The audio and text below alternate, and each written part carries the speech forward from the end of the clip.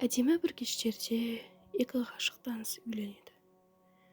Бір-бірін есі сүйеді, сондықтан бір-бірінен айырылып қалудан қатты қорқады. Олар үйленгеннен кейін үлкен бір келісім шартқа қол қояды. Яғни өзара. Біз үйленгеннен кейін әке-шешемізді мүлде бір-бірімізбен араластырмаймыз.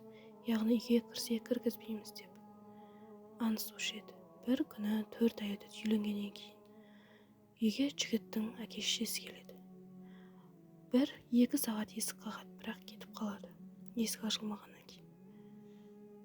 Біраз уақыттан кейін қыздың әке-шешесі келеді.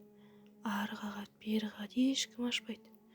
Бір кезде амалы таусылып кетіп баратқанда қыз жылап жіберіп есікті ашып үйге қонақ етеді.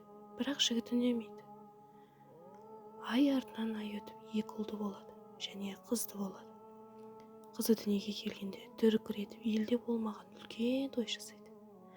Сонда анасы, отағасы, 2 ұлды болғанда тіпті тойда жасамап едің. Ал енді неге той жасап жатсың деген кезде. Я, ұлымнан кейін өскенде қайыр болмауы мүмкін. Тіпті есіктерін де бізге ашпауы мүмкін.